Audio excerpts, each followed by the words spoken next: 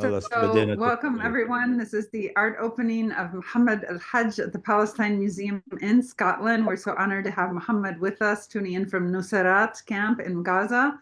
And there is museum director and founder Faisal Salah, who will be walking us through his amazing work. Thanks everyone for joining us here at the Palestine Museum.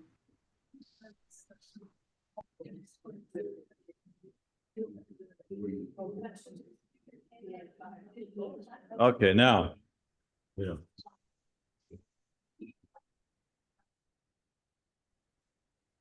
So these are some of Mohammed's works expressing the experience of displacement. Of course, 80% of Palestinians in Gaza are already refugees from the Nakba in 1948. And through these last 2 years of genocide in Gaza, are experiencing displacement after displacement after displacement. And that goes on and on again and again. And these images are part of telling that story. Through these powerful images. Mohammed is right there on the ground. These are things that he's witnessing day in and day out for the last 2 years. Okay. And of course,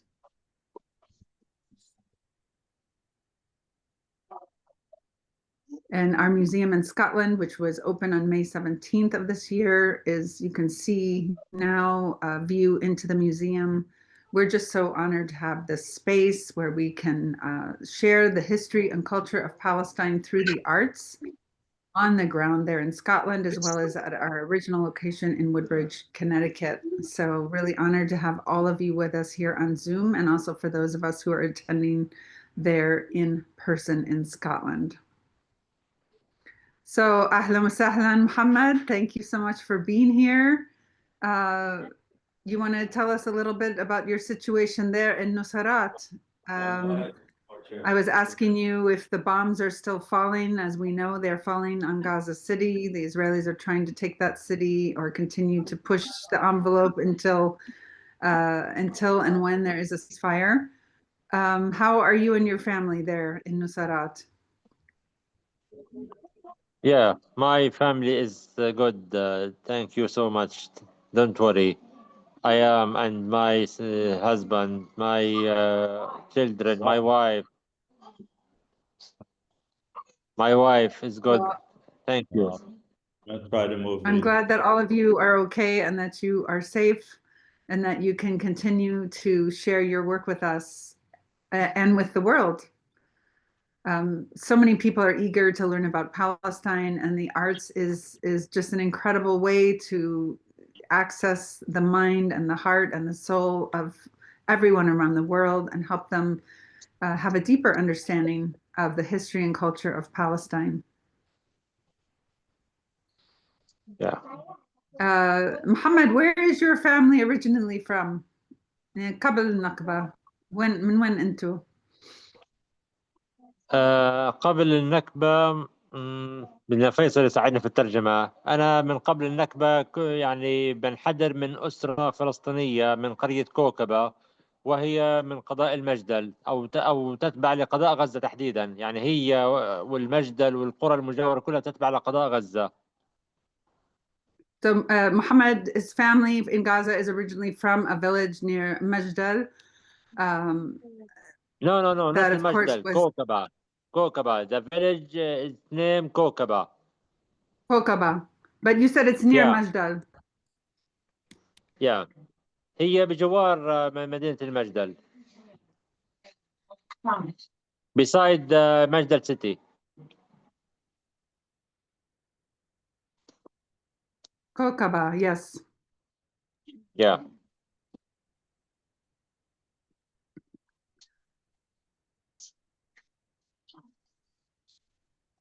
And of course, Majdal is the full name of Al-Majdal Asqalan. The Israeli state of Israel renamed Asqalan to Ashkelon.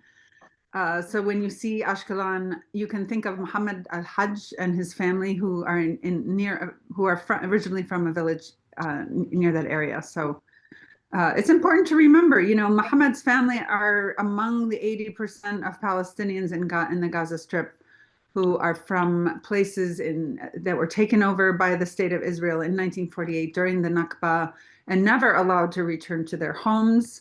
The right of return has not been honored, even though it's been called for by the United Nations. And it's the right of anyone who is displaced through war to return to their homes. That is not allowed for Palestinians, even though the state of Israel officially has a law of return allowing any Jew anywhere in the world to settle in Israel and get citizenship. So, and this is not just the Palestinians who are refugees in Gaza. It's the refugees that are scattered throughout the West Bank, East Jerusalem, and in Lebanon, Syria, Jordan, and around the world. So all Palestinians who were displaced in 1948 and their descendants to this day are forbidden from returning to their homes, to their lands, to their livelihood. And, whether you're a refugee in Gaza and confined to what has become known as the world's outdoor prison, or whether you are in refugee camps or in exile around the world, not being able to raise your children in your home, not being able to go back to the places of your grandparents, to live on the land of your ancestors, to visit their graveyards, to earn a livelihood off of the land the way so many people had for centuries. This has all been deprived of the Palestinians. And it's really the root cause of where we are today.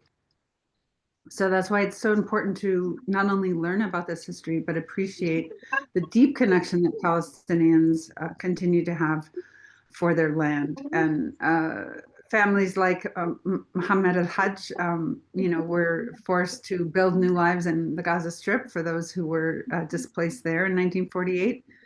And now, through the last 2 years of genocide, have been forced to move from place to place.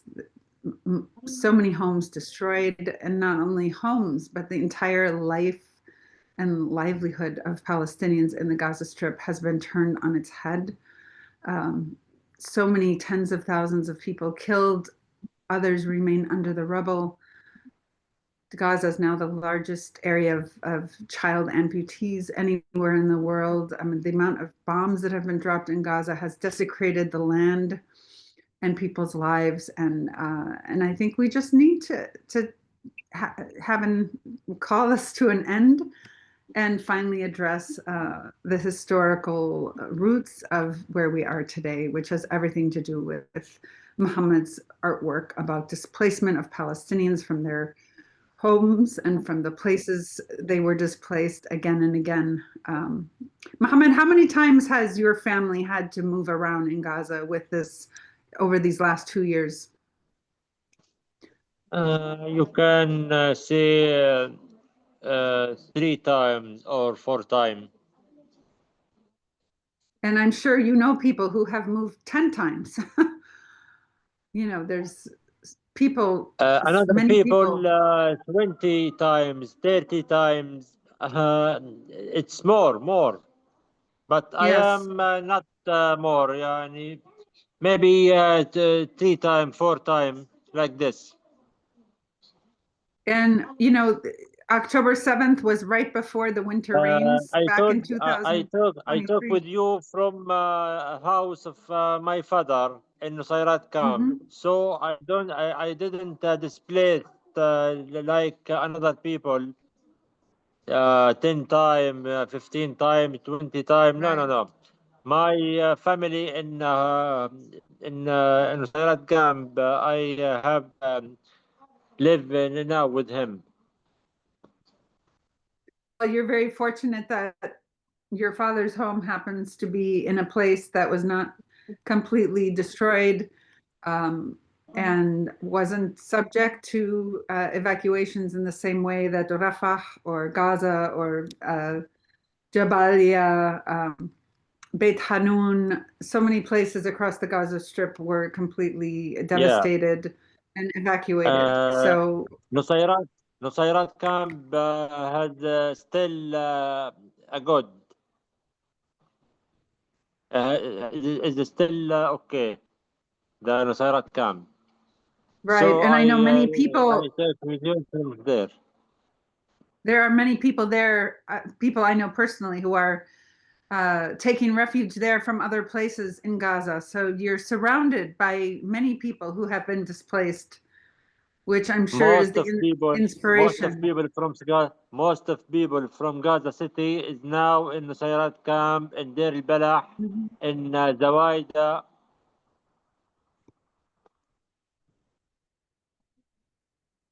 Well, all we can hope is that these atrocities will come to an end and that people can return to where their homes were located and rebuild them, rebuild their homes, rebuild their lives.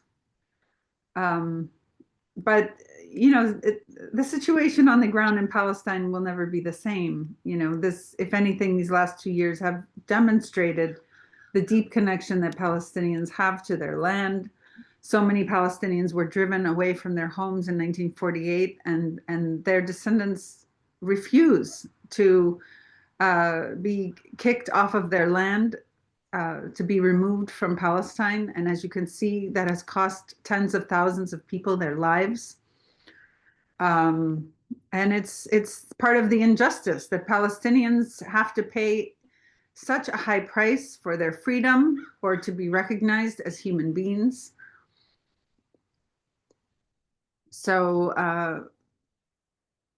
I think that's why it's so important to connect with people like you in Gaza and hear your story.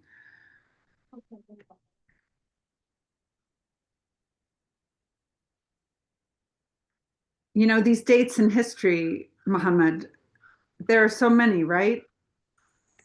We have the Nakba, we have 67, we have Sabra and Shatila, we have Dir Yassin. Yeah. I mean, you could go on and on about the dates in history that mark the continued injustice against the Palestinian people. Tell us what today means for you.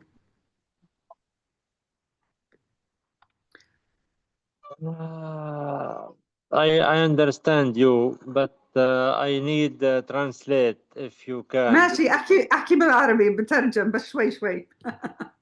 اوكي. يعني هو يوم 7 أكتوبر هذا كان يعني شكل تحول كبير جدا، مش بس على مسيرتي الفنية بل على مسيرة شعب بأكمله. فكل شيء تحول عنا بشكل دراماتيكي، وأثرت نفسياتنا وأثرت على نفسياتنا، وصارت عندنا ثقافات جديدة غير الثقافات القديمة اللي كنا متعودين عليها. فأكيد يعني يوم 7 أكتوبر بيحمل في طياته كثير من الهموم والآلام والأحزان، لأنه من هذا التاريخ بدأنا نفقد كل شيء، نفقد أحبائنا، نفقد أعزائنا، نفقد ممتلكاتنا. فأكيد هذا اليوم لما بمر علينا بنشعر بأنه كل الزمن توقف عند 7 أكتوبر، وكأنه إحنا عايشين في كابوس طويل المدى ومش راضي ينتهي. So Muhammad is talking about just how October 7th marks a day when everything changed. The whole world was turned on its head. It's as if he's living in a nightmare ever since. Everything anyone knew, nothing is the same, and in any aspect of their lives, everything has changed. What are your wishes for the future, Muhammad? شو بتحب في المستقبل؟ وشو معنى مستقبل للفلسطينيين؟ ما هو بالضبط بصراحة طول ما أنا موجود في قطاع غزة أنا لا أفكر في المستقبل بتاتا، لأنه في ظل الحرب وفي ظل الإبادة المستمرة وفي ظل النزوح لا يوجد أي بصيص أمل لأي مستقبل.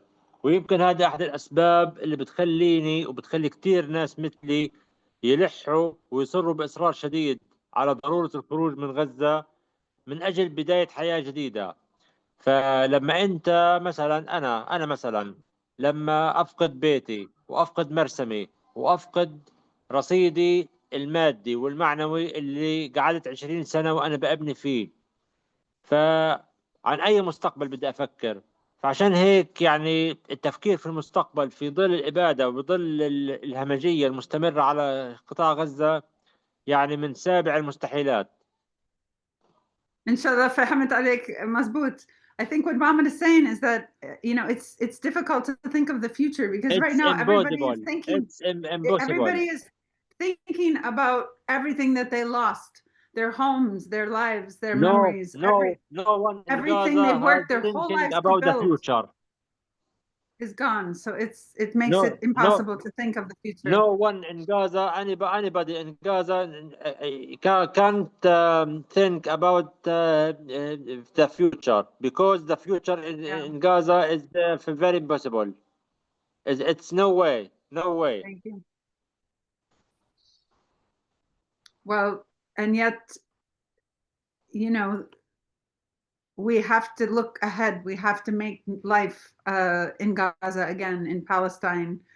And I mean, I think that's part of what we see on the ground is people are determined to survive the impossible, the most horrific conditions, to see parents having to bury their children, and to see children having to work like adults even to survive, to find the things that they need, food and water. So, and yet, there are beautiful things happening in Gaza in spite of everything. I think of your work. I think of musicians like Abu Amshi, singing with the kids and working with kids to distract them from war, to bring some light into these dark times in Gaza.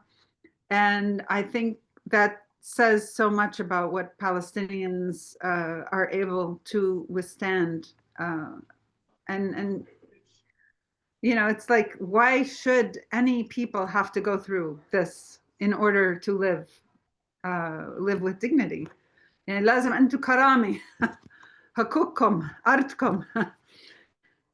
I mean, Palestinians deserve to صحيح. have their land, their lives, their future, and like any person in the world, and the very nations that are the most privileged are actually responsible for the displacement, the dispossession, dating back to the British, of basically signing away كان عن the 78 land of سنة واحنا بنطالب Palestine to بحقوقنا Zionists. وبنطالب العدالة وبنطالب انه العالم كله يسمع الصوت الفلسطيني. لكن Yeah, so اليوم مع زيادة التحديات على شعبنا فالأمور يعني ما بتاخذ منعطفات كبيرة جدا والفلسطيني لوحده في الميدان يعني وكأنه منعزل عن كل العالم وما في له أي غطاء أو أي سند أو مساعد له للأسف. وهذا سبب إحباط كبير للناس. yeah, I mean, we're still looking for the whole world to be held accountable for blocking provisions to Palestinians, for sending weapons, for passing legislation that is equating criticism of even what's going on with anti-Semitism. We have that happening right here in the state of Wisconsin, where the legislators are wanting to pass legislation that would make it a hate crime to be talking about what Israel is doing to Palestine. And these maneuvers throughout history are what have signed away the rights of Palestinians to their homeland, to their lives, to their livelihood. And it's something that we all need to speak about and to right the wrongs of history.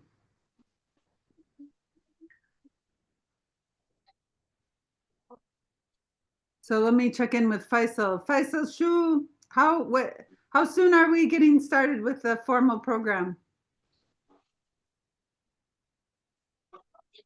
أنا الصورة عندي مش واضحة لفيصل يعني بس ظاهر صورتي أنا في اللقاء بشوف وين فيصل وين القاعة. Hey, You Faisal. see me Faisal, now? yeah, I can see you. فيصل صورتك مش ظاهرة عندي لا أنت لا كريست. Are you using your تلفونك يعني ولا ايش؟ على الزوم أنا بس شايف بس حالي يعني هي بين عندي هلا. انت بتستعمل الجوال ولا الديسكتوب؟ أنا على الموبايل هلا على الموبايل.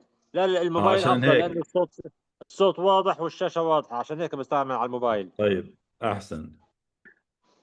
Okay, give me 1 minute, Krista. I'm gonna set up a second camera here. So, احنا لسه ما Okay, بدينا sounds على good. ما اعتقد. إيش؟ بقول لسه ما بدينا على ما اعتقد. مش فاهم. بقول لك لسه ما بدينا. لا لسه. مش لسه. رسميا. Okay, I'm gonna اوكي. lower the volume. It's still a little too loud. Okay, just give me one minute here. You know, while Faisal's getting started, I just want to reiterate some of what Mohammed said, that the last 2 years, his entire artwork has reflected what he's witnessing on the ground. And this is something that happens, right, with artists. They are the voice of our times. And that is why it's so important to shine light on their life experience and the ways in which that is reflected in their artwork. And so through Mohammed Alhaj today, we're going to really sink into the story of displacement that Palestinians are experiencing since the 7th of October. And of course, that experience is piled onto that historical trauma of displacement from the Nakba of 1948. And of course, there were more people displaced in 1967 with the Naksa, which is translated as the setback. So this is a recurring theme. It's something that has continued. It is why a lot of people talk about the ongoing Nakba, not just the Nakba of 1948 as an event, as a moment in history.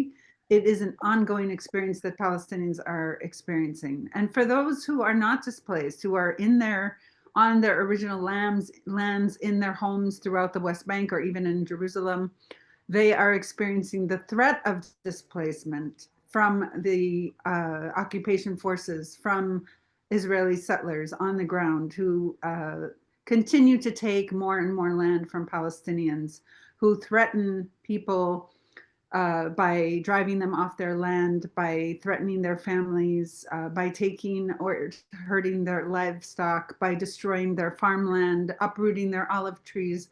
These are all things that continue to take place from 1948 until this day. And for that matter, even Palestinians who have Israeli citizenship, who live in areas that were seized by the state of Israel in 1948, they live in a state under discrimination. Village lands have been taken and squeezed, and the rights and privileges of Jewish Israelis are not afforded to them either. So it doesn't matter where you are in the Palestinian landscape, your identity is being challenged, your very humanity is being challenged.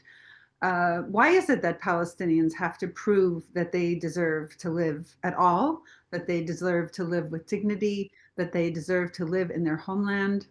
Why is the burden of truth on them when they are the ones who are being subjugated, not only by the Western countries who supported this project from the beginning, but who continue to underwrite it to this day at the expense of Palestinian lives?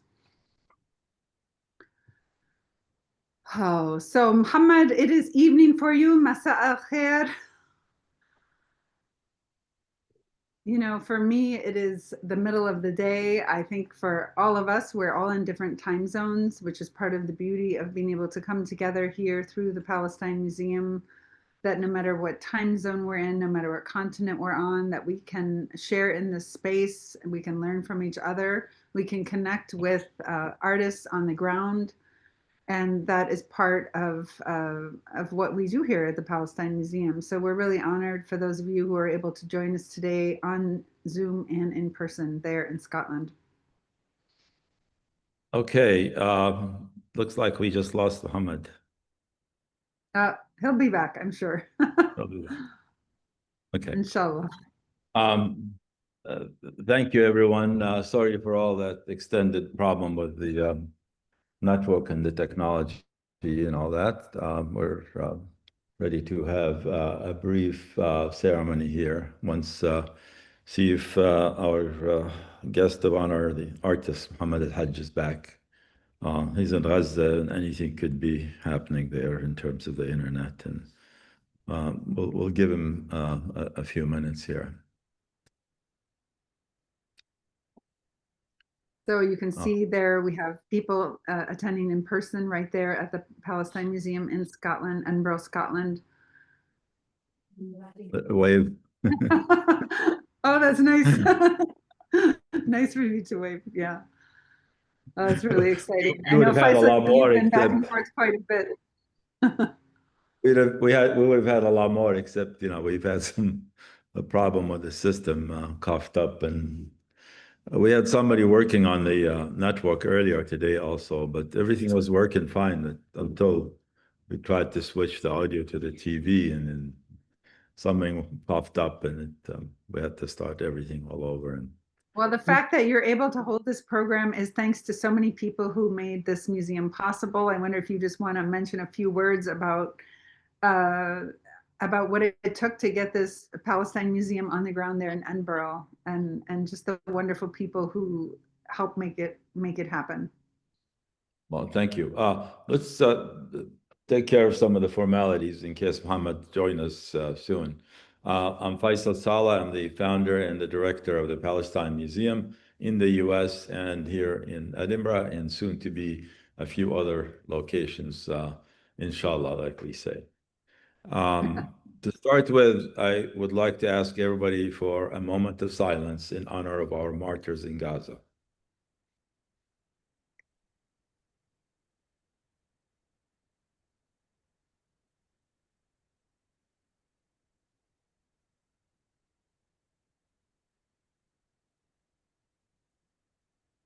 Thank you.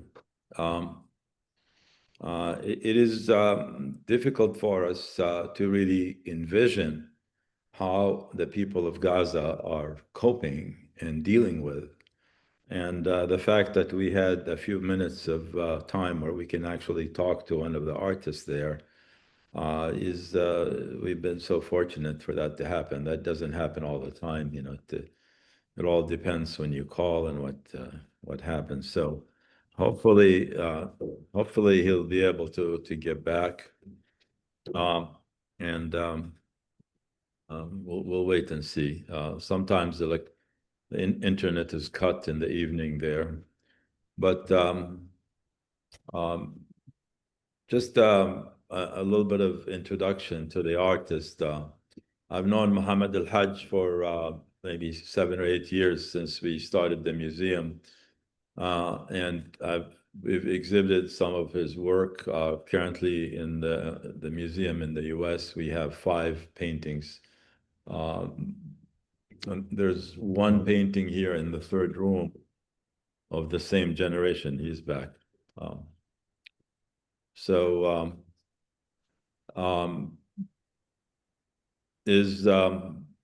أهلا وسهلا.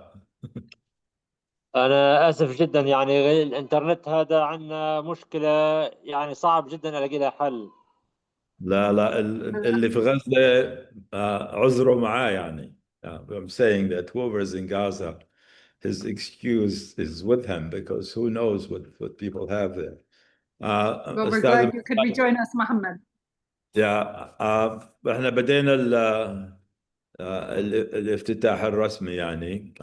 فأنا هلا بديت أحكي لهم عنك شوي. فبدي أكمل بالإنجليزي، يمكن تفهم معك. الإنجليزي.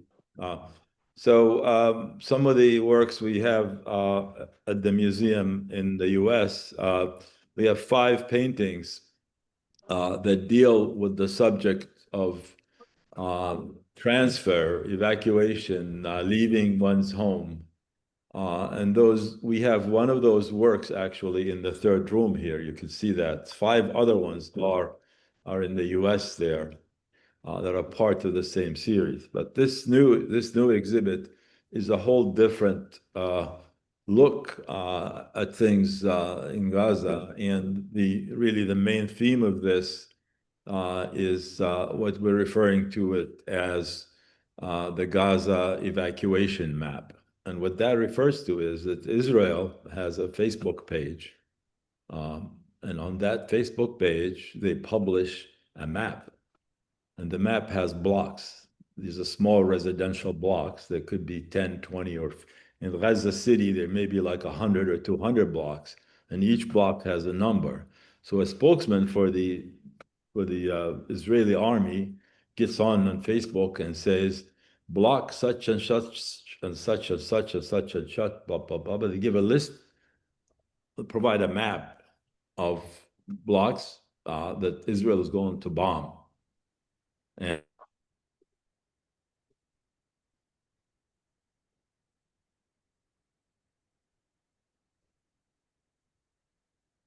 ايش صار؟ عندي ولا عندك؟ ها سامعني؟ اوكي سامعك. Yeah, you بسأل froze for a minute, Faisal.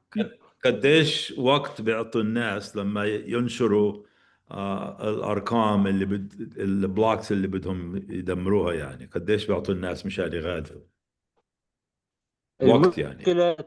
المشكلة انه انت بتتكلم عن احتلال مزاجي، فممكن 24 ساعة، ممكن يعطي لك يومين، ممكن يعطي لك ساعة واحدة، فحسب يعني المزاج للمجند اللي بتصل على الناس وبيطلب منهم الإخلاء.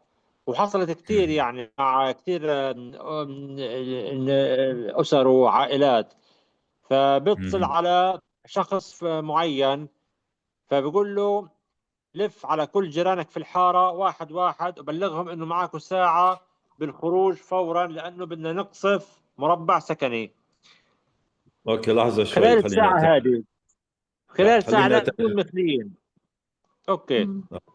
من فضلك. So Muhammad is saying that it all depends on the mood of the soldier that calls. And sometimes they call people on their cell phones because they have all this, they have control of all the cell phones in Gaza. They know who they are and where they are and all that. So they call up and sometimes they say you have 1 hour to leave. Sometimes they say you have 24 hours. And they ask him to go tell all your neighbors in such and such block, tell everybody. They ask them to go and tell them that they need to leave. And then sometimes they drop leaflets from airplanes, and the leaflets come all over the place, and the leaflets have a little map. And that's where the title of the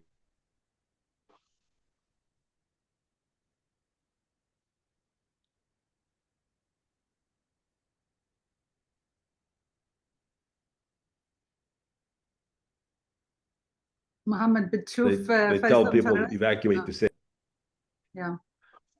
Am I بس muted here? بشوف بس يبدو انه بيقطع الصوت فجأة وبعدين بيرجع لحاله. Okay, that's from the internet, هذا.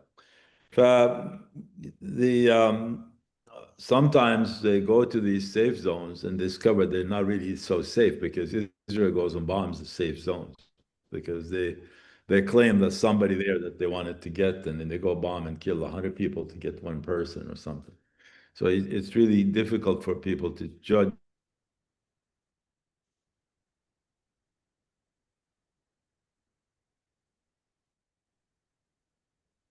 Yeah, and that shows you how cheap Palestinian lives are in the eyes of the occupation forces. So all of Gaza is basically was told they need to evacuate. I'm talking like 1 million people, like 900,000 or whatever. So apparently close to 900,000 people might have left. And when that kind of numbers leaves, they go someplace, there's no place for people to go. I mean, literally, to pitch a tent, you need like a 10 by 10 space to put a tent in it. And there's no space to find to put a tent anywhere. And the tents cost like $1,500 or $2,000 to get. Everything there costs so much money. And not a lot of people can't afford it. And you're talking about the challenges of people who has no ability to walk, or they can't walk that far, or they're injured or disabled, or a young mother that has 4 kids. How is she gonna manage to take them and take like their essentials with them? To take formula milk, and people who have babies who are nursing. I mean, the challenges are enormous, and they kind of span all aspects of life. They try to relocate from one place to other with a 24-hour notice is is impossible really to do. And some people just give up and stay there. And they said, you want to bomb us, let's get it over with. Go ahead and bomb. So it is a difficult thing. So in this regard, the paintings that we see, and there are 10 of them, each one kind of tries to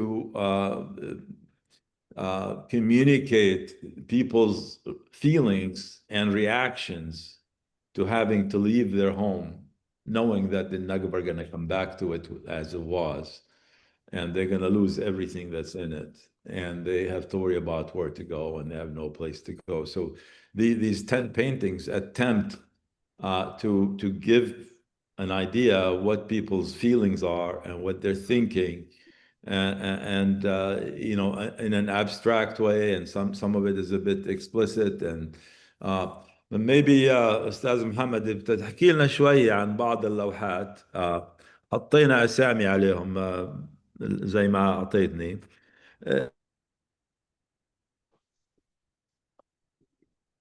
طبعا اللوحات هاي هي كانت نتاج تجربة عشتها في غزة. بتتحدث عن مفهوم خريطة الإخلاء اللي كان بيطلقها جيش الاحتلال بين الفترة والأخرى لسكان القطاع من خلال رسائل أو إنذارات أو منشورات على السوشيال ميديا. فالخريطة كانت عبارة عن مقسمة إلى مربعات وبأرقام، فعلى السكان مثلا أن يخلوا من المربع رقم كذا كذا، وذلك لخطورة القتال في هذه المنطقة، وهي منطقة قتال خطيرة.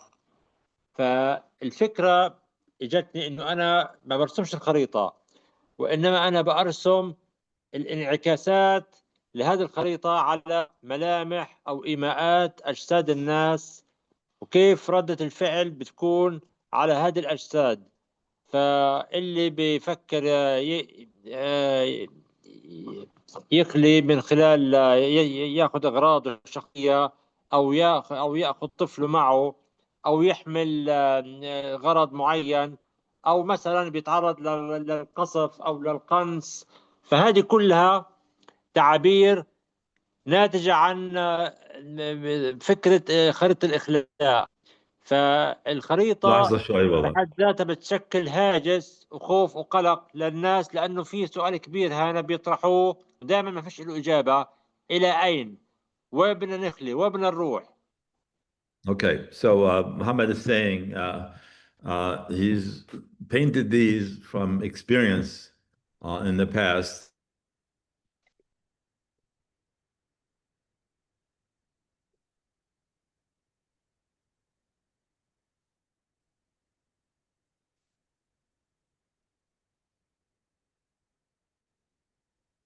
Notifications on Facebook, and he said that you know, he's tried to observe how people react and respond, and he says some people are trying to figure out what the important things they're going to take with them. Some people try to figure out how to take their kids with them. He says everybody, of course, is very stressed out and kind of scared and afraid of what's going to happen. And you can see that on people's faces and how they're behaving. And the big question on everybody's mind is where to? Where do we go? And that's usually sometimes there's no answer for that because people don't know where to go. And there are just many places that people find difficult. I mean, there are all kinds of, you know, on social media, we've seen people by the thousands walking and aimlessly and looking for places. We've seen people digging up places to put a tent for the lucky ones. And it's just a very difficult time for people and very painful.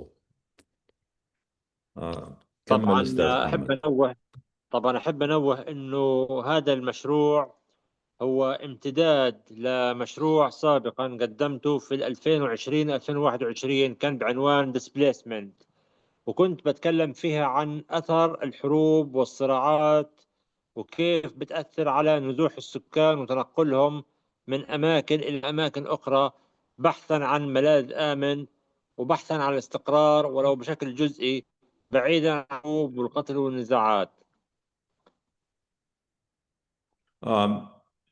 This project here is an extension of another project that he had.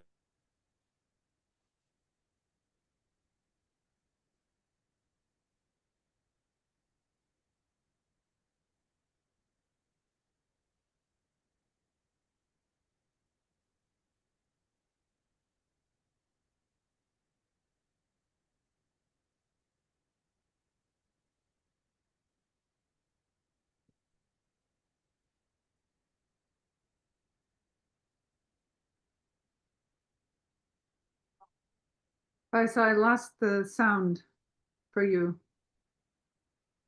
You're frozen from what I can see. I can see Mohammed moving, but not you. So I don't know if you can hear me. أعتقد إنه في مشكلة عند فيصل نفسه، ما بعرف. أكيد يعني بيجي بروح. So Faisal, unmute صحيح. yourself. And you were talking about how this project is an extension of another project, and then you froze and disappeared. So you may want to kind of recap a little bit. You're muted, by the way. All right. It's basically an extension of an older project that was Uh-oh.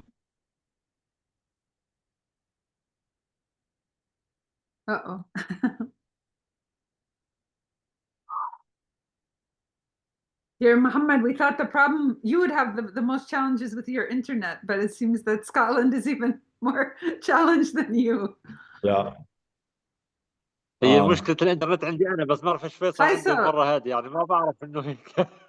Faisal, Can are you you hear sure us? you're not in Gaza and Mohammed is in Scotland? Maybe. ليكون أنت عندي فقد ما أعرف فيصل. شايف فكرت بس أنكم في مشاكل بالنت. لا وين ما كان. Anyway, patience everyone while we get We have this to be connection. careful when we get out of here. Yes. Yeah. Anyway, Yeah, it's not a laughing matter. I thought I'm going to ask the audience is anybody in the audience would like Uh-oh, we lost you again. Anyone in the audience would like what?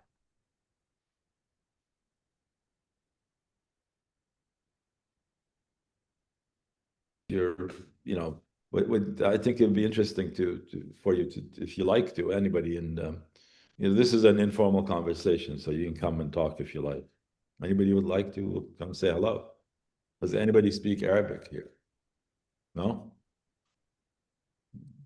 Well, you have to come here so because you can't see you. Sit where I was sitting.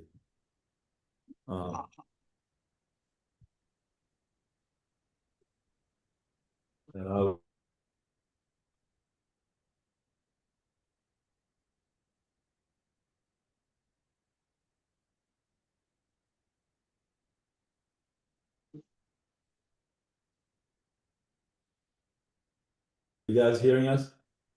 Hello? There, now I can see you. Hello. Hello. Hi.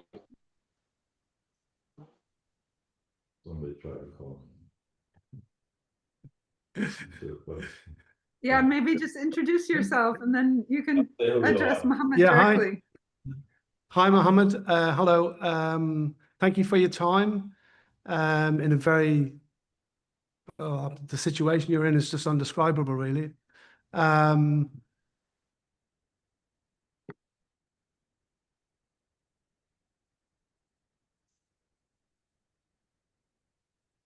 الصوت قطع تاني، ما بعرف. I don't Yeah, know what's happening.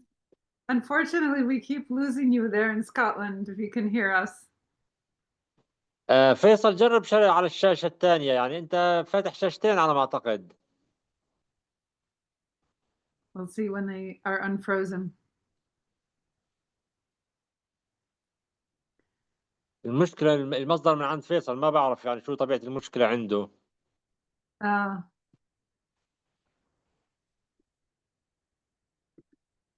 So we lost you guys and didn't hear anything. You want to go ahead and say something again? If you already said something, we didn't hear you.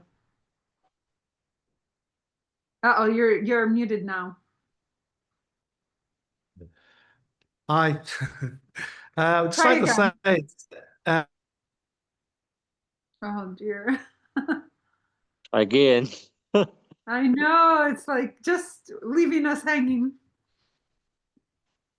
Of course, people in the audience there can hear everything, but we keep فيصل إذا experiencing. سمعني جرب اعكس الكاميرتين، خلي الكاميرا اللي على الجمهور هي اللي يتحدث منها، والكاميرا اللي تحت هي اللي تتسلط على الجمهور. جرب العكس. All right, hold on. Faisal, can you hear us? He wants you to switch the cameras. Yeah, we can hear. Because the connection is not coming through. You guys keep freezing every time you try to say something. We can hear you great. Not a problem. Okay. We're hearing you. Can you hear us? But no, we can hear can't us hear now. you. Muhammad and I can't hear you. Now we can hear you, but a Now minute I ago, can, yeah. Now I frozen. can. So we haven't heard any words from our guest because when he tried to speak, it froze. And then I it's don't freezing know again. what's the problem. Yeah, I don't know if you can either restart the connection or go to a different connection. I'm not sure what to do.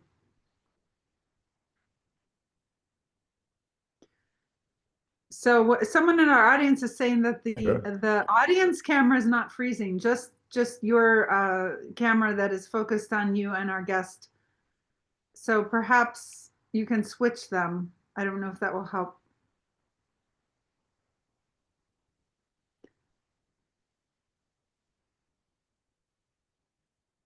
We'll see what he's going to do.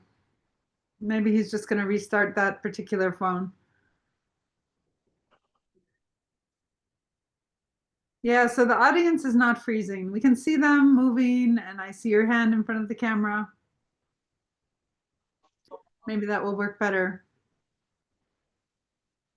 If you just speak right into the microphone that is facing the audience. And as you can all see, for those of you on, yeah, see if we can do it this way. Yeah, we can hear you. Can you hear me? Hello? Yes. Yes. You can hear?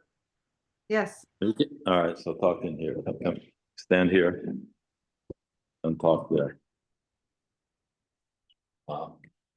You can see it. Okay. They can see you. yeah, hi. I don't know if they can see you, but they can't see you probably. They can hear me though, that's the main thing. Yeah, we can hear you. Yeah.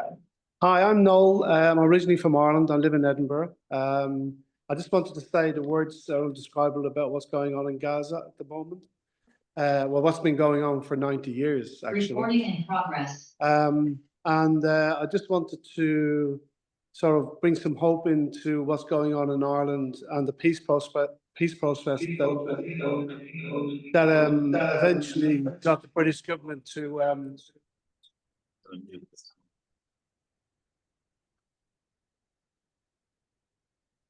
you got it?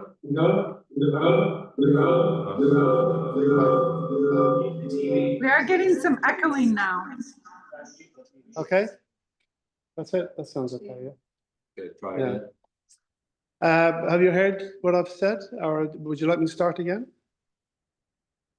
Yeah, you said you're Noel from Ireland, living in Edinburgh. Yeah, I'm from the Republic of Ireland, and I know my history pretty well, and it's very similar with the Balfour Agreement.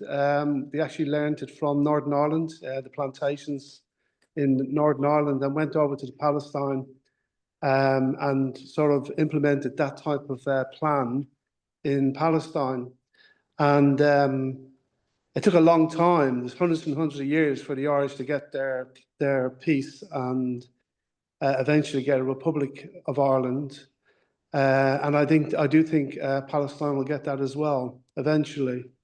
It's important to know that the people are on the side of the people in Gaza and the people in Palestine.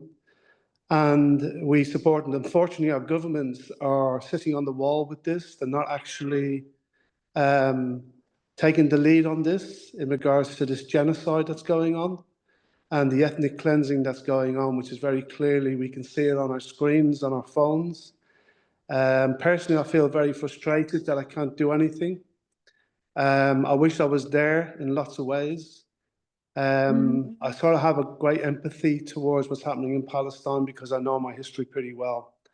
So I do wish you, I wish you success, and I do believe Palestine will get their independence eventually.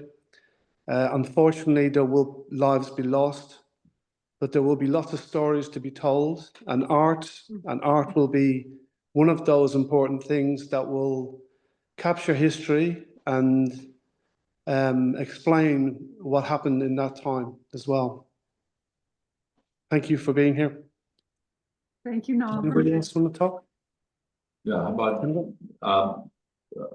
Krista, ask the audience if anybody wants to come on. Yeah, does anyone from Zoom want to come on? If you do, just raise your hand and we'll bring you on. You can speak directly with Mohammed if you have any questions. I know everyone really appreciates you being here, Mohammed.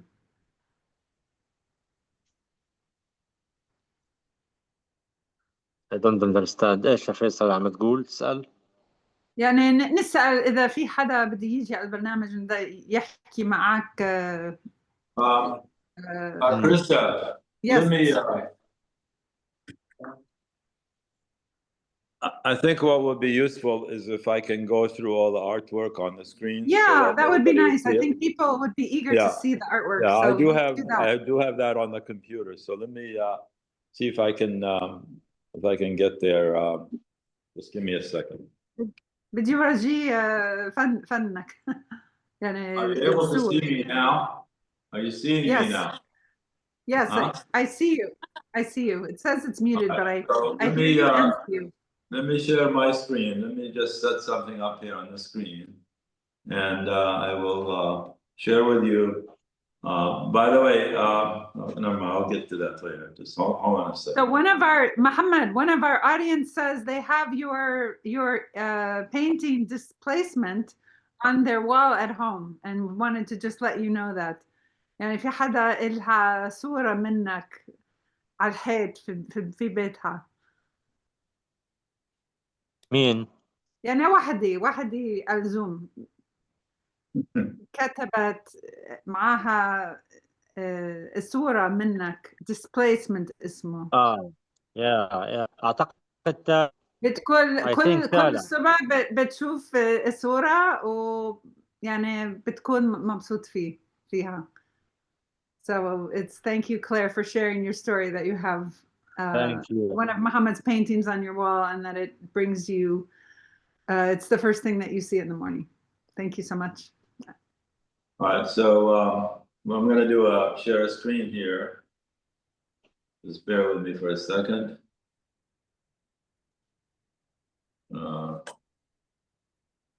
Go back to the Zoom. Do this. I think it's here. Okay, so you see the screen now? It's black though. Black? Yes. Really? Sure? Yeah. Yes, I'm sure.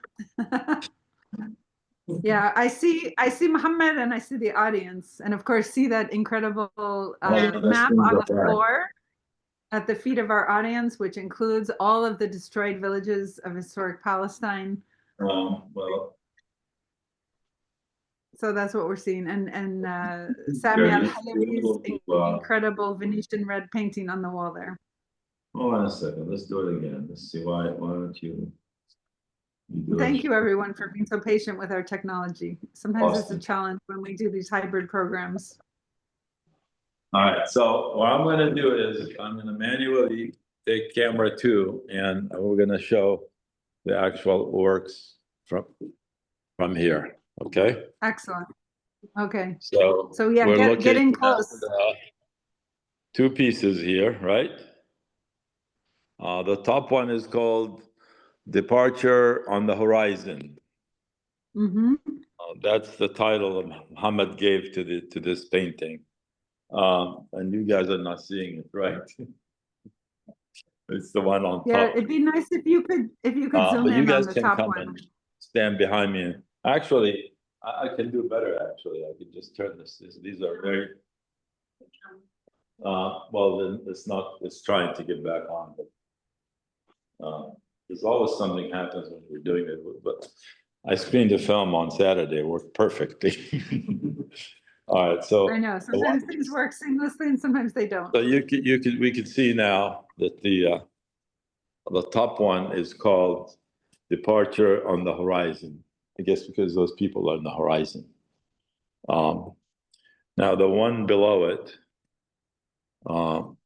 which are the, are you seeing this, Krista? Krista? Yes, yeah, it's not very big, but I see it. Yeah. You see it?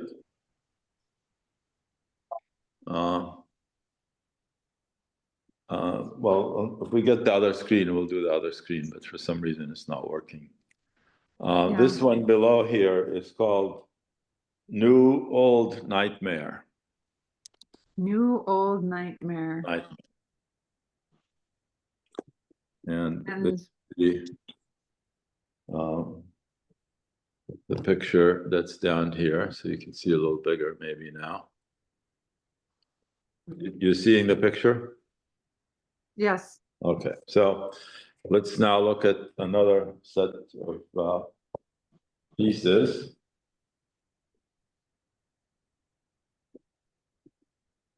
We'll make sure these are lighting on it.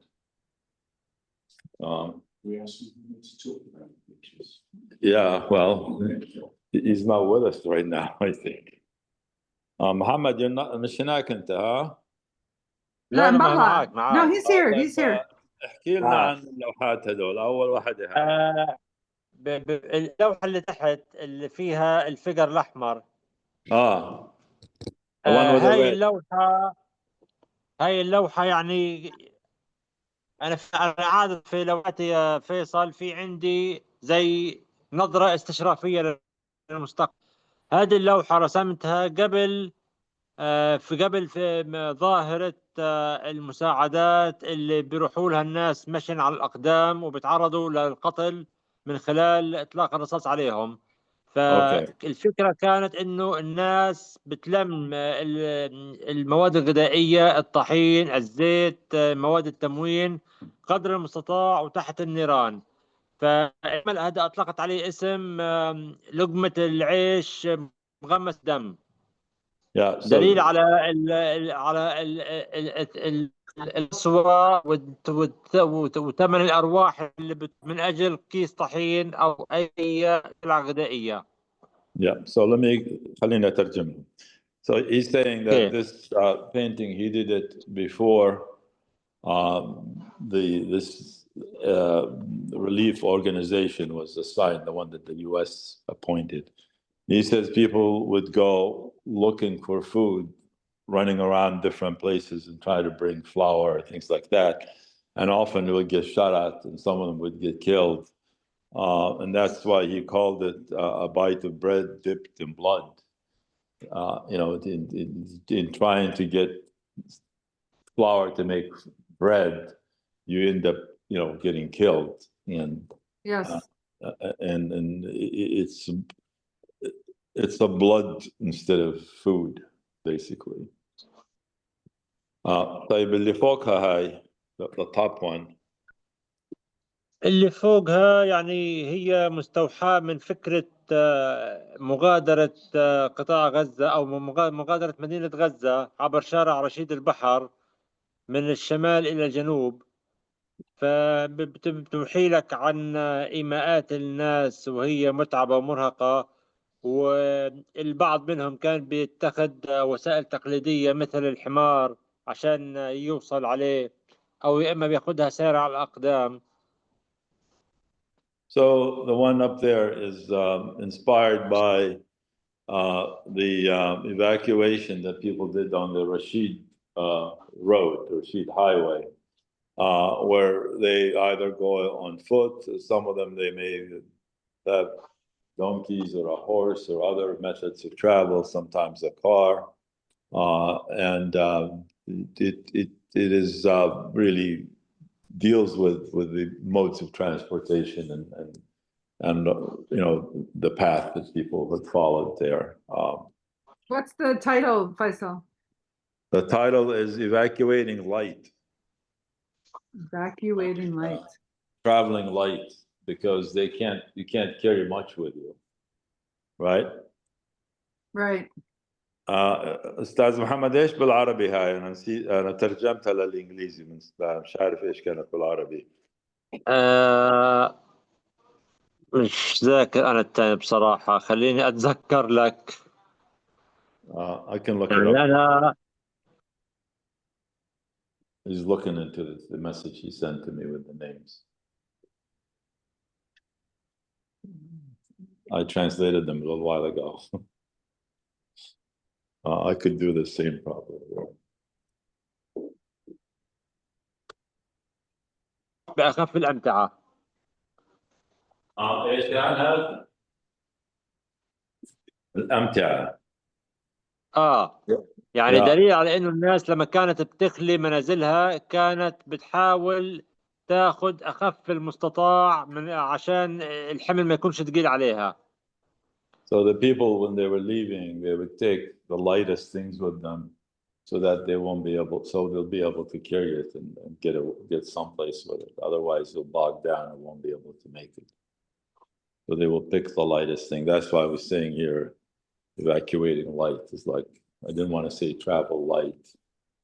It's a lot of people try to do when they go on vacation or something, but this is a different situation. Is what are the most important things that are light enough that you can take with you when you leave? Your camera مسكرة لسه. كاميرتي أنا. Okay.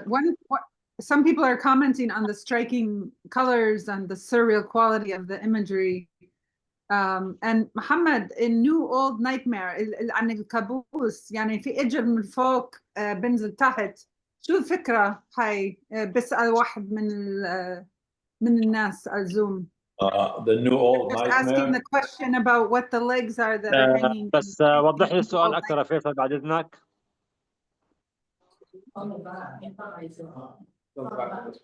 After this.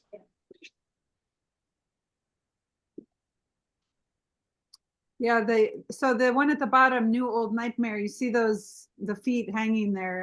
Someone in the audience was asking about if you would be willing to talk more about that part of the painting. يعني شو معنى الإجر اللي بنزل من فوق، بنزل تحت من فوق؟ يعني ايش الإجر اللي متعلقة من فوق؟ ايش هدول الإجرين؟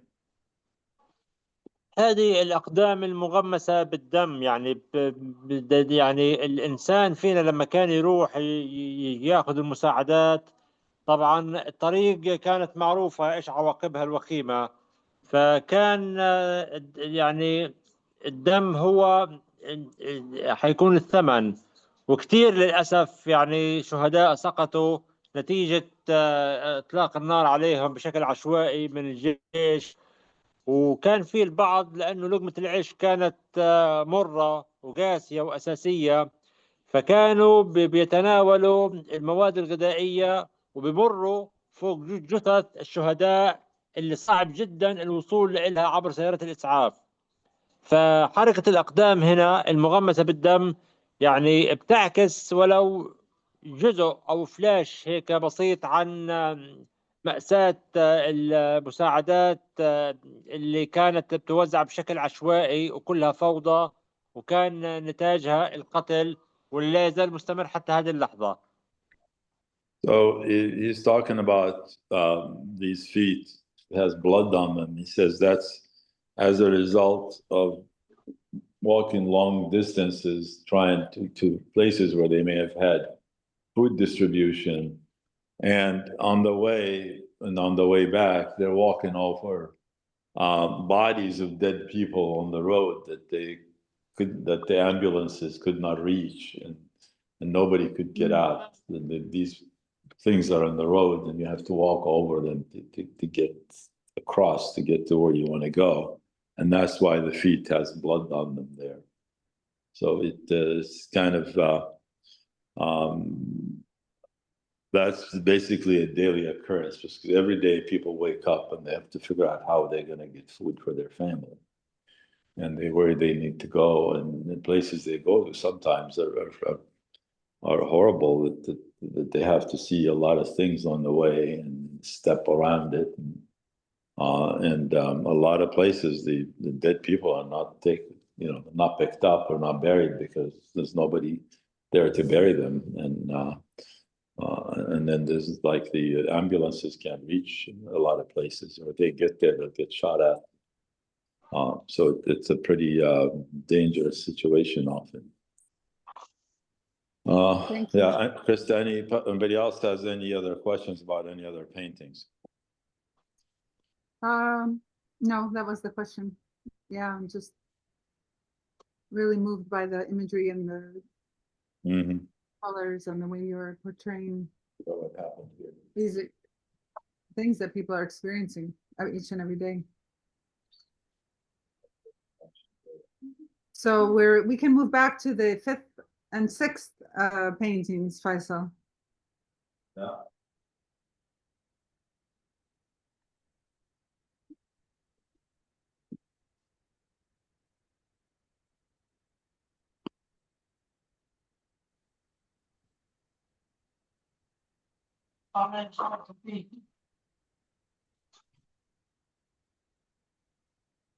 Yeah, it's even if you don't see people's faces in these paintings, you feel what they're feeling. You feel the heaviness of the moment, the suffering, the horror of it.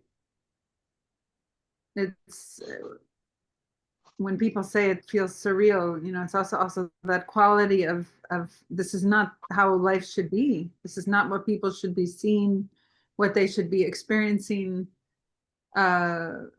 Even to get the most basic provisions, they're almost walking through hell on earth. محمد، في واحد من الناس بقول كيف تجيب الألوان مشان ترسم، يعني هذا موجود في غزة، أو كيف يعني صعب تجيب شو بدك إياه مشان تعرف ترسم. I'm just asking the question about the painting materials and how he gets them. It's very important this question. سؤال كتير مهم. طبعا أحب أوضح للناس إنه السنة الأولى من الحرب كان في تحدي في موضوع جلب الألوان والأدوات والخامات الفنية، وذلك بسبب إنه لما نزحنا من مدينة غزة إلى وسط وجنوب القطاع، معظم المتاجر الفنية كانت في غزة المدينة. ففي مخيم النصيرات أو دير البلح أو في خان يونس أو حتى في رفح كان قادر نلاقي متاجر فنية توفر كل الأدوات، وهذا انعكس على مسيرتي الفنية. فمعظم رسوماتي في بداية الحرب كانت عبارة عن رسومات بسيطة، أقلام رصاص على الورق أو استخدام أقلام الحبر فقط، لأنه هي هذه الأدوات اللي كانت متاحة لي بالقدر المستطاع. So early on, أوكي، ممكن ترجم هذه الجزئية وبعدين بكمل. There were materials were very limited, and so he had to defer to more simple materials like just pencils or crayons or things that were available. مثلا هذول الصور اللي فرجنا عليهن، هذا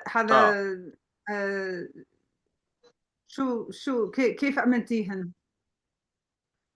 كويس.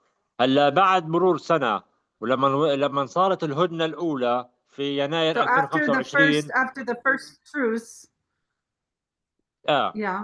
فكانت فرصة كبيرة لمعظم الناس إنها ترجع إلى مدينة غزة. فبرجوع الفنانين إلى مدينة غزة كانت فرصة كتير جيدة للعودة إلى المكتبات والمتاجر الفنية اللي بقيت بخير وبسلام. وكان من حسن حظنا أنه لا يزال هناك في بعض الأدوات والخامات الفنية، وهذا اللي شجعني في مرحلة لاحقة متقدمة إني أرجع أرسم بألوان مائية، ألوان أكريليك على كانفاس أو على دفاتر أو ما شابه ذلك من الأدوات اللي توفرت لي فيما بعد. فاختلفت Okay, الأمور شوي. معي عن أول سنة في الحرب. So after the first truce, people were able to return to Gaza, and in Gaza they found the materials they needed. So Mohammed and other artists were able to get acrylic paints and the canvases and basically create a stockpile that they could then use in other places. But before that, things were very limited, especially in areas like Nusrat and Rafah. And so the truce was critical, just a window of opportunity in order to access materials. يعني انت جبت الالوان معاك من غزة على النصيرات معنا صح؟ Yeah, so he took the materials from Gaza and brought them to Nusrat and still has enough to make art. وفي كمان نقطة مهمة جدا، يعني احنا بنتكلم على 2 من الحرب والإبادة المستمرة، فبنتكلم عن معابر مغلقة، فلا يوجد أدوات أو بضائع فنية جديدة دخلت على قطاع غزة، فبقيت غزة محصورة في البضائع الموجودة فيها، وكل يوم الأدوات الفنية بتتناقص. يعني ممكن من هان ل6 أشهر ممكن نبطل نلاقي ألوان، ممكن نبطل نلاقي كانفاس، أدوات إلى آخره، لأنه على مدار 2 لم يدخل أي بضائع جديدة تتعلق بالأدوات الفنية إلى قطاع غزة. So he's saying, of course, the materials are dwindling. Whatever people have, they have. And so he says between now and 6 months from now, if there's no ceasefire, if nothing changes, people will have less and less in order to create their artwork, and they'll have to get more and more creative with the materials that they use. Faisal, we were just talking about the materials. Yeah, sorry, we lost you. We were talking about the materials that he used to paint the paintings and how he got them. Can you hear us? So we were. Can you hear us? Yeah. Okay. Yeah. So we were just talking about that, how he was saying after the first truce that artists were able to go to Gaza and get the materials they needed to paint their paintings, but that now the supplies, of course, are dwindling short of a ceasefire. So anyway, thank you everyone for your patience with this technology challenges. I'm gonna see if I can share the screen again, maybe. Yeah, because we saw 4 of the paintings, but it'd be nice to see more. You said there are 10, I'm right? gonna see them like in a more direct way. Mm-hmm. Okay, so yeah, can you see this? Yeah. Oh, this is such a powerful one. Are you seeing anything? Yeah, I see the one of the people kind of falling in the sky. Can you zoom in on it? Make it larger and tell us the title. Okay. Hold on a second. I'm trying to make it bigger, but if I make it bigger, you won't be able to see it because it gets. Let me change something here, okay? Okay. I'm gonna just I'm gonna share my entire desktop here.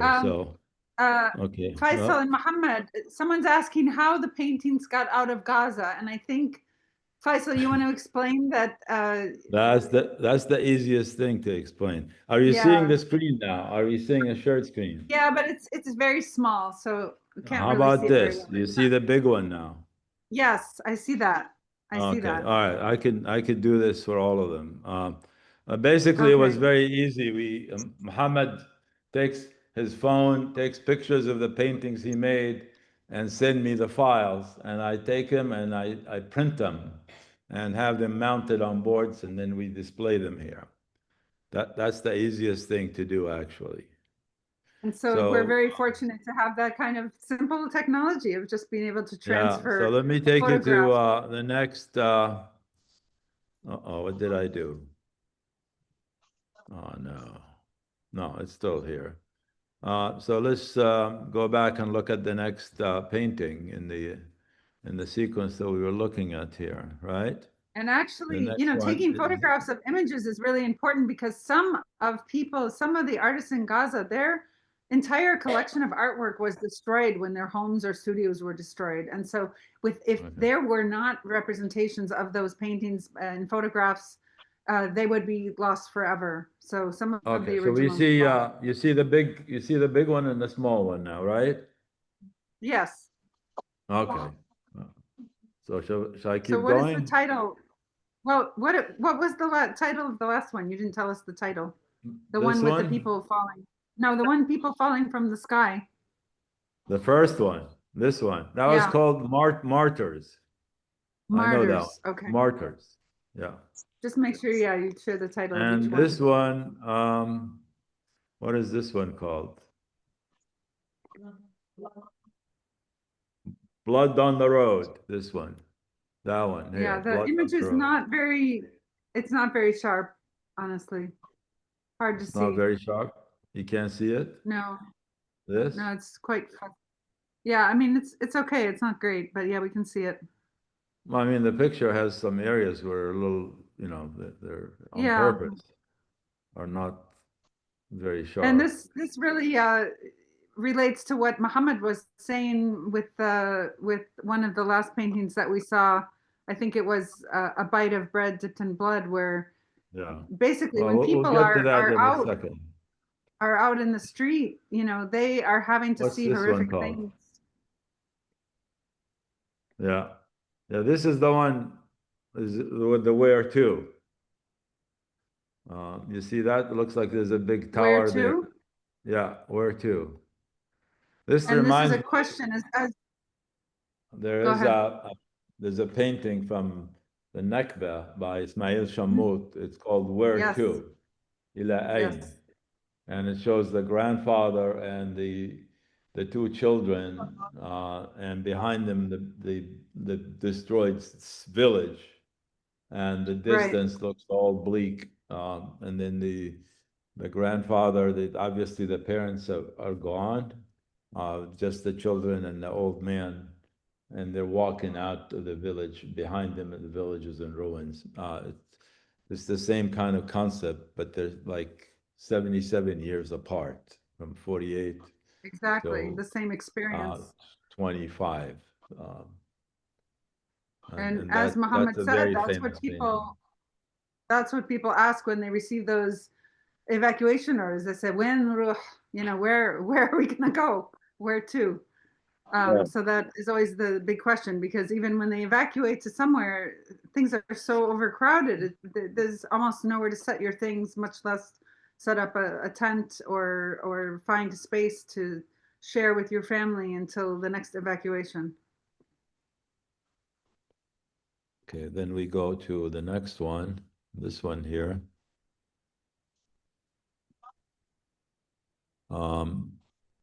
We saw this one. Yeah, this is the Yeah, this is the New Old Nightmare. new old nightmare, right? Yeah.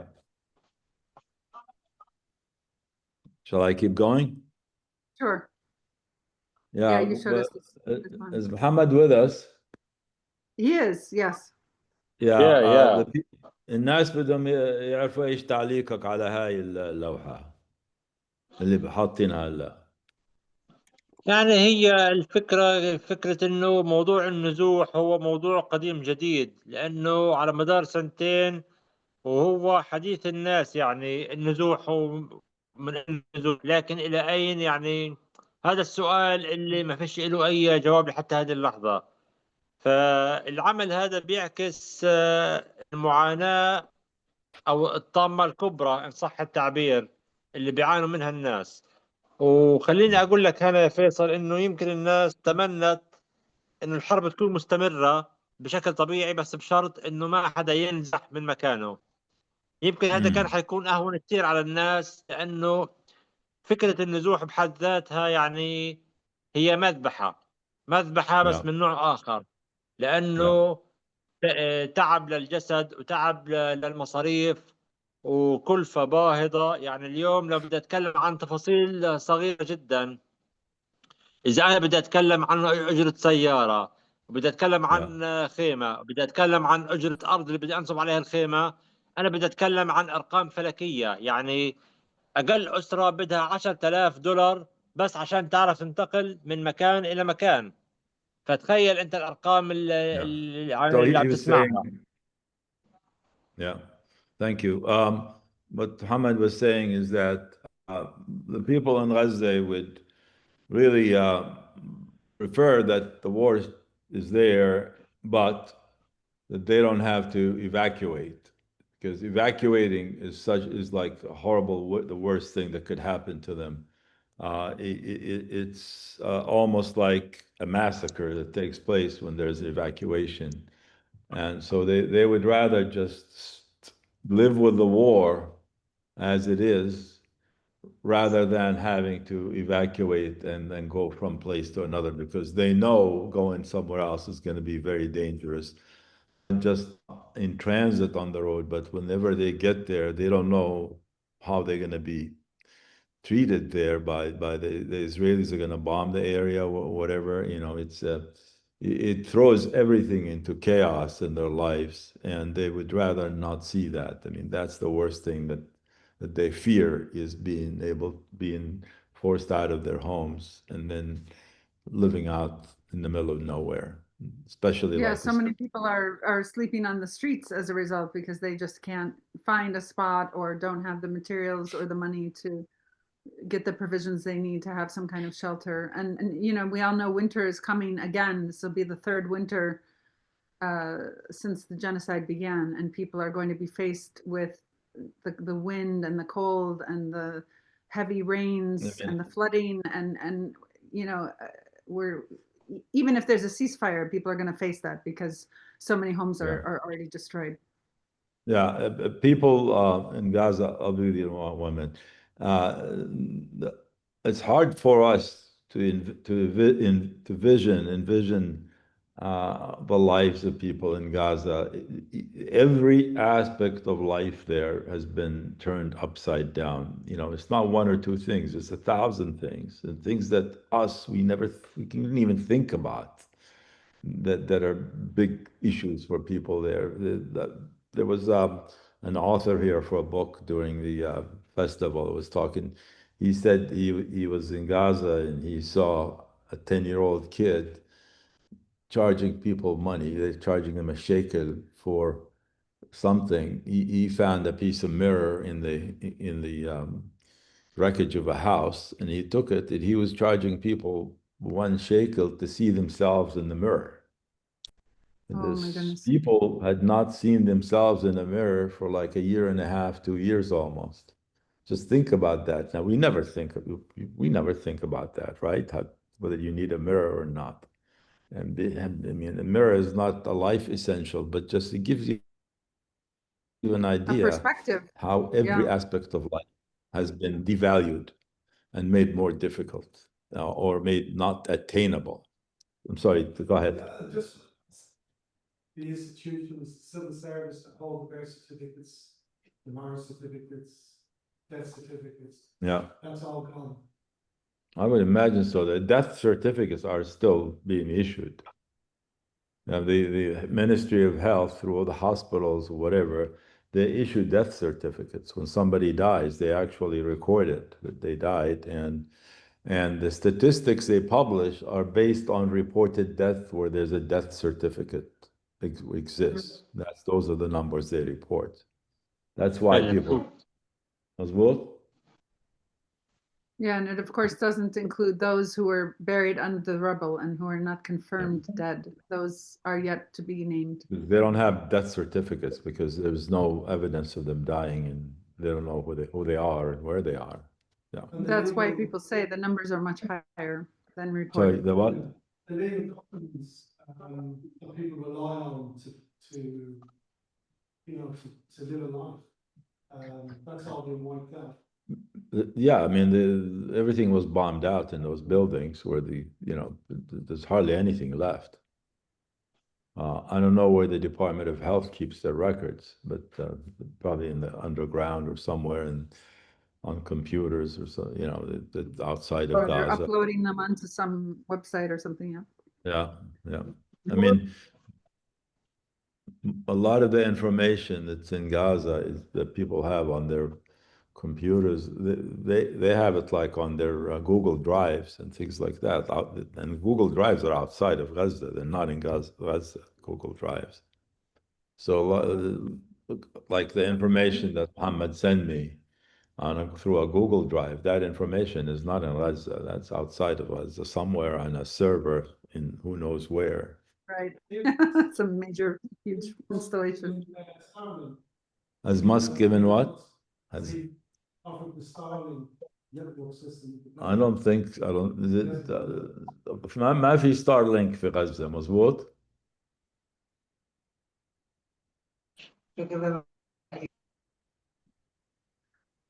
في ستارلينك في غزة تبع هذا تبع ماسك.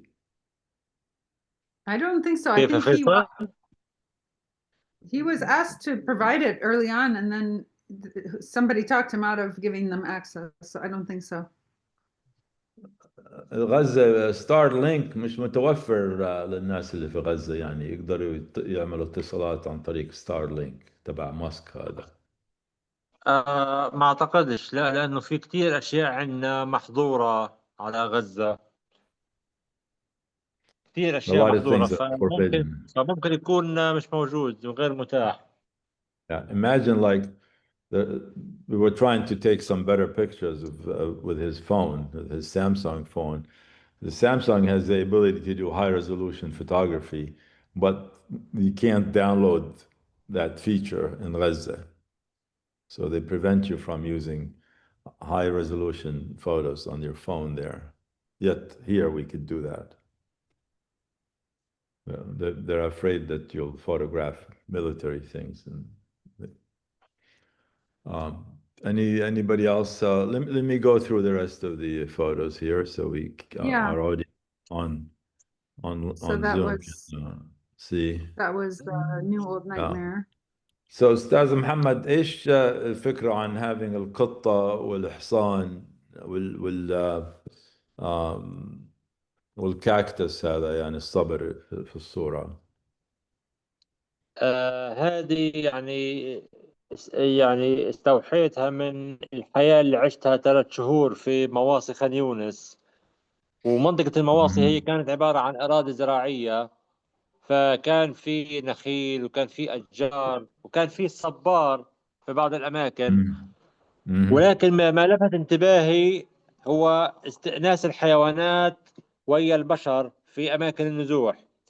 فكان ظاهرة القطط منتشرة ما بين الخيام بشكل كبير جدا، وكأنه القطط كانت بتنزح ويا الناس، بحيث انه وين في طعام وين في شراب وين في ناس بتستأنس معها هذه الحيوانات كانت بتنزح معها. والدليل على ذلك لما اجتاحوا رفح، رفح باتت شبه خالية من السكان، فمعظم الكلاب والقطط والحيوانات هناك يعني باتت هي كمان أكلت، صارت تبحث وين في بشر عشان تتآنس معهم. أيضا فيما يتعلق في مفهوم الدواب مثل الحمار أو الحصان، فكانت هذه هي خير ونيس للإنسان النازح، لأنها كانت عبارة عن وسيلة النقل اللي بتسهل عليه وبتهون عليه المسافات البعيدة. فكانت يعني في اقتران ما بين شكل الحيوانات سواء قطط أو كلاب أو حصن أو حمير اللي تكون دائما ملازمة مع الإنسان في أماكن وجوده. So Muhammad saying is that the animals were really following people wherever they went, and there were a large number of cats between the tents, going back and forth among the people.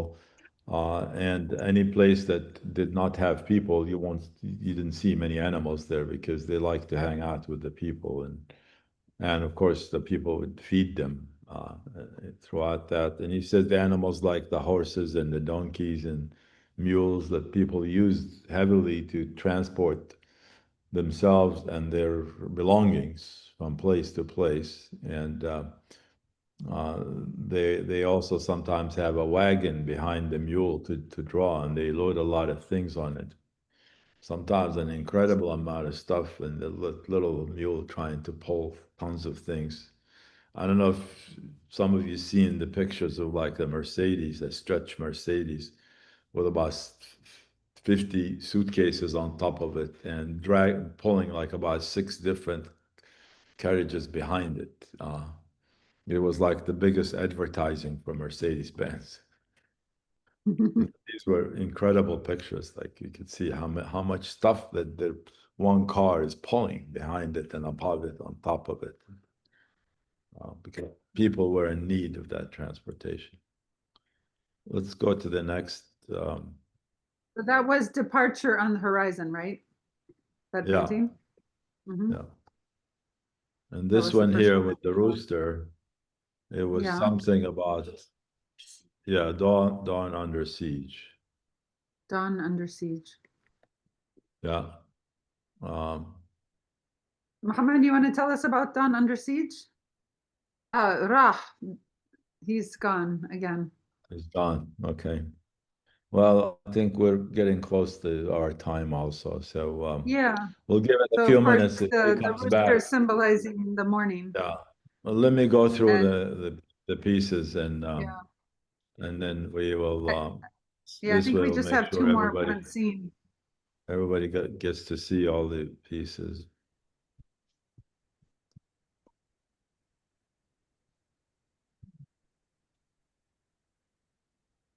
There are a couple we haven't seen. I think we talked about this one. Yeah. A bite, Yeah, blood. a bite of bread dipped in blood. This is Yeah. what this is called waiting for death. Waiting for death. Oh my Yeah. goodness. You're gonna see it again here. You can see people's feet Really? up and those people falling down and getting killed by snipers. And what is this one? That one's traveling with a Yeah, traveling light. Yeah. Evacuating light, yeah. And So this one it's is just one we the haven't death seen. traps. If there are Yeah, 10. this is where the people are getting killed by snipers for walking, trying to get food from the distribution center. That's it. Can There's you make that one larger? Yeah. See it? There we go. Yeah. Yeah, for There's those of you who have heard descriptions of the Gaza Humanitarian Foundation, what a name, distributing Yeah. food and how people end up just being shot while trying to get food on a daily basis. It's really, they're still operating, by the way. It's unbelievable. So there's a painting for somebody I was going to share with you once I get to it. Just bear with me for a second here. There's too many of these things here. Maybe I missed it. Yeah, and I know that, of course, all of us would rather be standing in front of the originals of these paintings. We hope one day that Mohammed Alhaj can really exhibit his work, as any artist deserves to do, in a gallery in the originals. And we can only hope that he will have that This is opportunity. these are from Mohammed Alhaj works also, the ones we have in the Oh, US. yeah. Notice he's very skilled at the use of shadows in the painting. Yeah, the color, the shadow, just the representation of people. One of his in style. so expressive, even though you. Another one here. You can see one more. These are part of really, the one we have, the same series. There's another one yeah, here. really striking. So this is very interesting to see the shadows again of the people, or they're people with their heads bent forward, showing like they're tired and exhausted, and there's groups of people and people by themselves. There's the cat and the rooster here, And the cactus again. This is from like 3 years before, from 2020. Um, let's see, this should be piece here was, I was looking at, I might have missed. I think this one here, we can,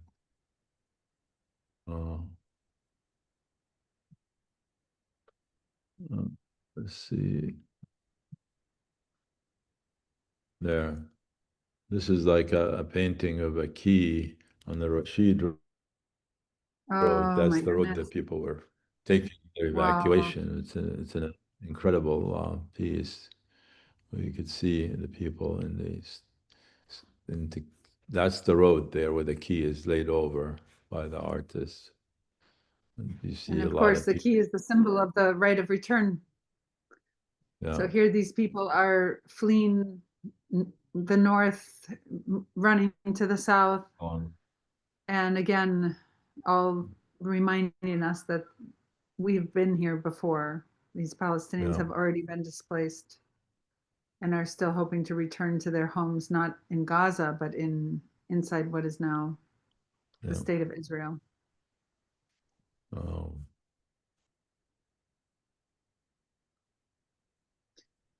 Everybody knows what this is?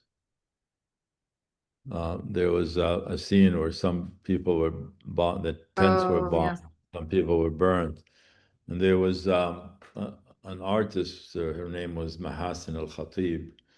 She painted the person that people saw in the photos, and she made a painting of him. 2 weeks later, she was killed herself. This here is a piece of embroidery that's part of a project we are building. The project has going to have 100 pieces like this, and it's going to act as a witness and documentation to the genocide in Gaza. And we're identifying 100 scenes from the genocide that they are going to be embroidered by the Palestinian women in the refugee camps. And when those are done, we hope to have them done early, not like January, February. They will be exhibited in Venice, Italy for 7 months from May through the end of November. And there will be 100 of them. And each one is going to tell a certain aspect of the genocide. And some of them you would recognize, like, let's see, I mean, this here is a mass grave, all the blue. But what you're looking at is stitches here, cross stitch embroidery. Which is the traditional Palestinian tatriz. How you can draw a tractor in embroidery is a Yeah, very it's really phenomenal. It's going to be an incredible difficult exhibit. job to do, but you could zero in on it and you could see how that was done. But to be able to do it just like that by hand, this isn't by machine, Yeah. it's done by hand. And to follow the image, there's also there's another scene from that project. You could see, the Israeli tanks, and they had these people they arrested. They were not military people, they just rounded them up from the street, and they made them strip their clothes and tied their hands behind their back, and they sat on the ground for hours. Right, and blindfolded them. That's one of the genocide scenes. And so this is basically documenting the history of this genocide through tatriz, the traditional Palestinian artwork form. Multiply that by 100, and you'll see all the. This is a child here, and this is Hind. This has not been embroidered yet, but this is it's ready.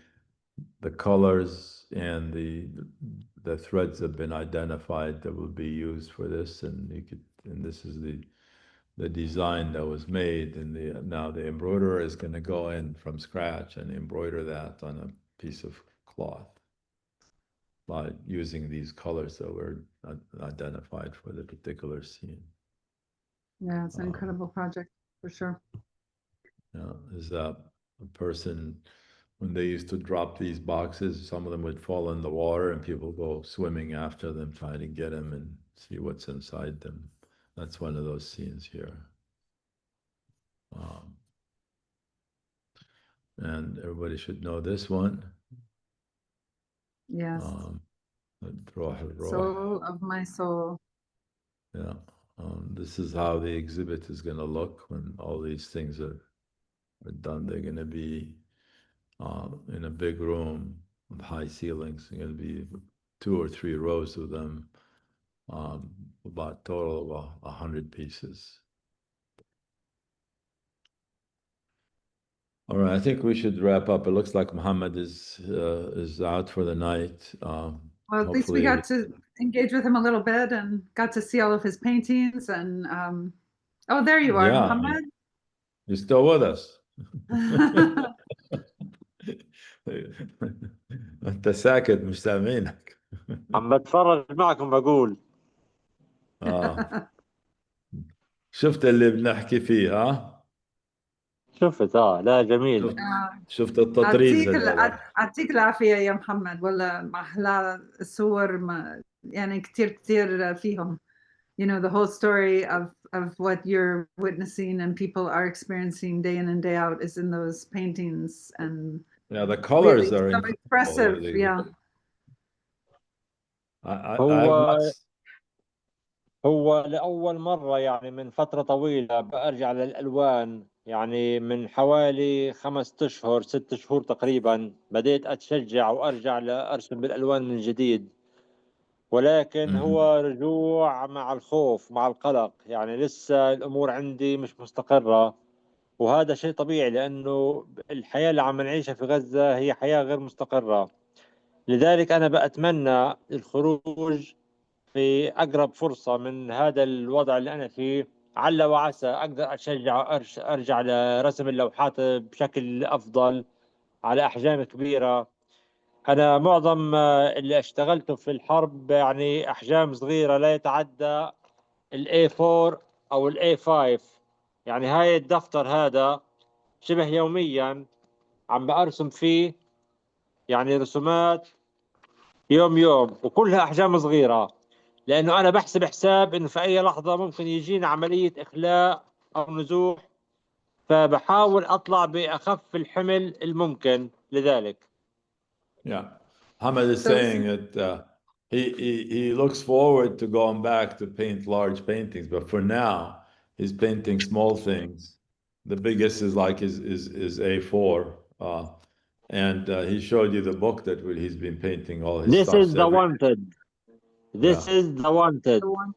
The wanted. Yeah.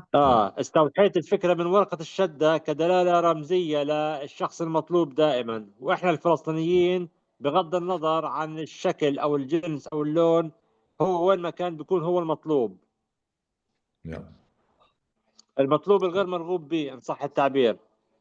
Yeah, he's talking about somebody who's always wanted, and see, he drew that character of somebody. And he keeps it small so he can tuck that book in his pocket and leave keep with it safe. Yeah, and he talked about how the paintings that he painted that we just looked at, you know, he hadn't been able to paint for months, and so it was, you know, just to be able to make those was really something. Yeah, we're going to make these available for sale at the end of the exhibit, at the end of November. So if anybody's interested, they can Excellent.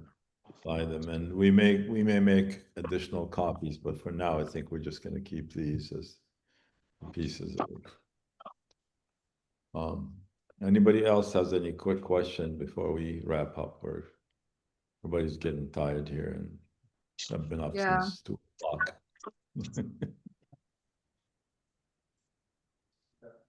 Sorry? Yeah. I mean, I have a lot of his works that we could at some point do. I have enough to do like 3 exhibits for Mohammed. Me. Yeah, that's me. That's you. Okay. Yeah. This is you. هذه حياتي يوميا، يعني Yeah, لازم أشعل النار أو أجهز Daily life, make the أساسيات fire اليوم to cook الحياة stuff on it, يوميات make الحياة bread. الذاتية. Yeah, everybody has to that's make a fire every day to cook food on it and make that's his tea and coffee. self-portrait. Yeah. So Mohammed is not just a painter, he's a survivor. He's just having to do what everyone in Gaza is doing day in and day Yeah. out. We have a question here. Hold on a sec. Yeah, go ahead.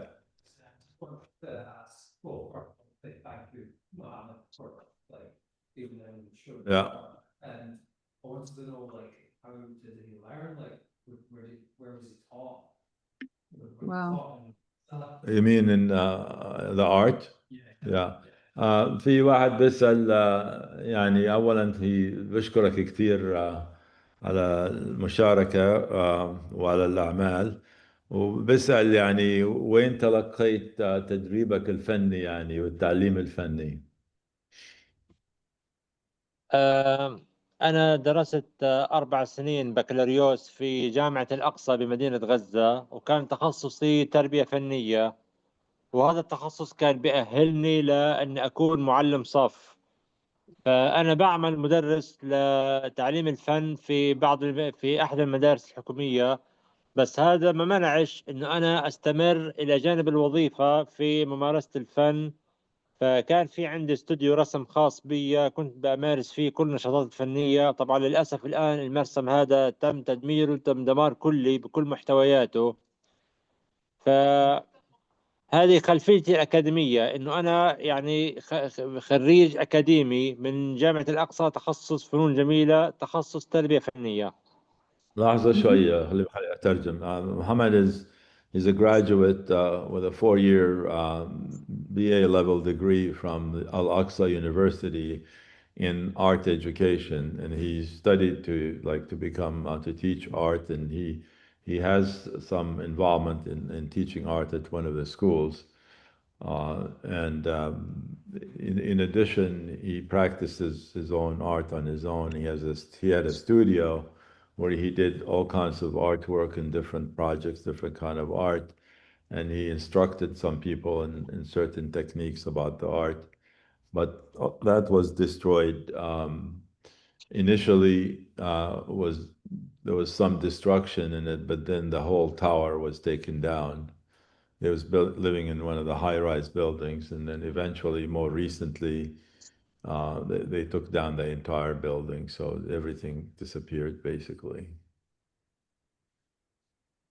Okay, I think we're gonna wrap up here and give people a chance to get home.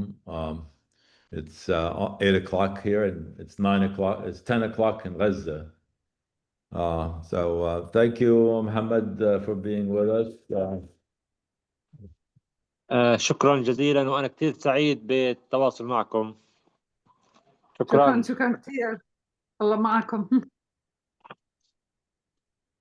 شكرا جزيلا. شكرا. بتمنى في المستقبل القريب يكون لقائنا وجاهي، ونلتقي بكم عن إن شاء قريب، الله. وتكون الحرب انتهت، وتكون الأزمة هذه انتهت على خير إن شاء الله. إن شاء الله. He's saying that he wishes that our next meeting will be in person. He will come here and meet with everybody, and the war will be over.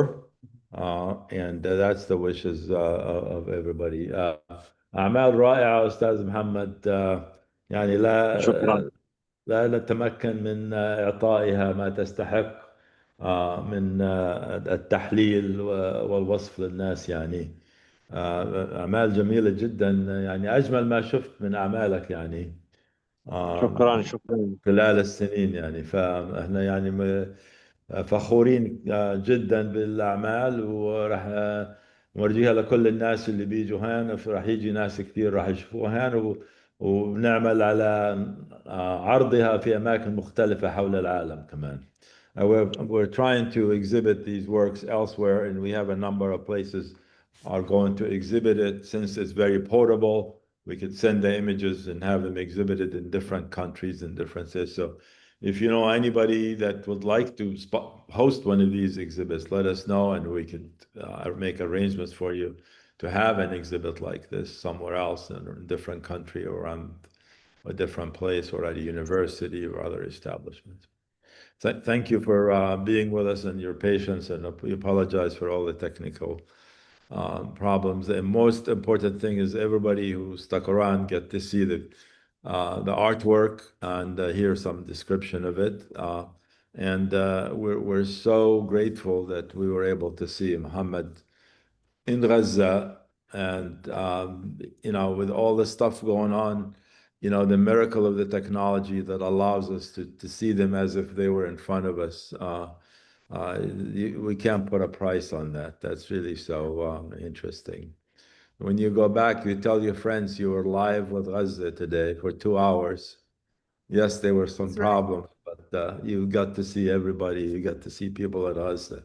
Is that can be used? We haven't set up a hashtag, but you can go to our Instagram page. We have 2 Instagram pages. One is Palestine Museum Scotland and PalestineMuseum.us. And we post a lot of stuff on Instagram. And so if you feel free to take pictures if you like before you go. We'll stick around for 10-15 minutes before we close down. And you can always come back tomorrow. We're open 7 days a week, 11 to 6. I'll be here tomorrow also. Okay. Thank you. تصبحوا على خير يا جماعة.